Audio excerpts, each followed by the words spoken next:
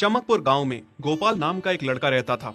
उसकी सौतेली माँ और बाप ने उसे घर से निकाल दिया था। उसकी सौतेली माँ ने सब कुछ अपने और अपने बच्चों के नाम पे कर रखा था और गोपाल को हिस्से के नाम पे 3 गायें दे रखी थी। गोपाल पढ़ा लिखा तो बहुत था, पर नौकरी ना मिलने के कारण उसने सोच लिया था कि वो अब उन तीनों गायें की खूब देख रेख करके उनसे जो दूध मिलेगा उसे बेच के अपना कारोबार चलाएगा। अब मैं बिल्कुल अकेला हो गया हूँ। गौ माता, तुम तीनों के अलावा मेरा अब कोई भी नहीं है।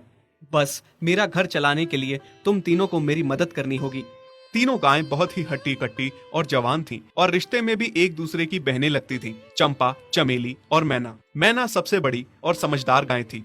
चंपा गर्भवती थी और चमेली को अभी अभी बच्चा हुआ था। वो दूध दे रही थी, जिसके दूध को बेच के गोपाल का थोड़ा बहुत घर चल रहा था। पर गोपाल को अब चंपा और मैना पे पूरा भरोसा था कि जब उनका बच्चा हो जाएगा तो वो खूब दूध देने लगेंगी और जिससे उसका कारोबार अच्छे से सेट हो जाएगा। देखा चमेली बहन, हमारे मालिक को कितनी उम्मीदें हैं हम तीनों से। हाँ चंपा, सुना मैंने, मालिक ने हमसे कितनी सारी उम्मीदें लगा रखी हैं। और उम्मीद रखे भी क्यों ना, कितना समय खर्च करते हैं मालिक हम पे और कितनी सेवा करते हैं हमारी, कितना खिलाते पिलाते हैं हमें। और फिर हम मालिक की उम्मीदों पे खरा ना उतरेंगी तो धिक्कार है हमारी जिंदगी पर। सही कह रही हो बहन तुम।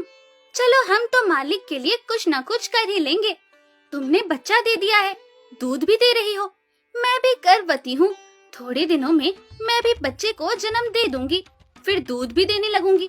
लेकिन इस मैना दीदी को देखो, हम दोनों से बड़ी हैं, एक बार भी बच्चा ना दे पाई आज तक। क्या इसका फर्ज नहीं बनता मालिक के लिए कुछ?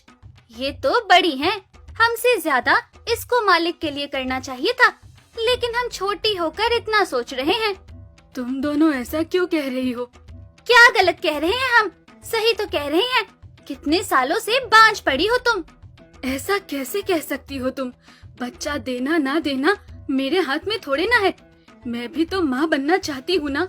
मैं भी चाहती हूँ कि दूध दूँ और मालिक को मेरे दूध से कुछ फायदा हो। अरे तुम क्या बच्चा दोगी जो इतने सालों से नहीं दे पाई? तुम ये ख्वाब लेना बंद करो कि तुम बच्चा दोगी और तुम्हारे दूध से मालिक को कोई फायदा होगा।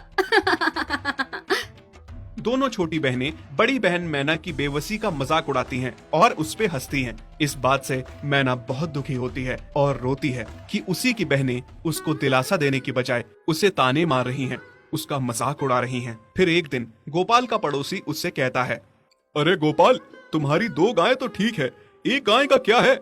उससे तुम्हें कोई फायदा नहीं है, बेच क्यों नहीं देते उसे? अरे नहीं नहीं भाई साहब, बेचना क्यों उसे? अभी बच्चा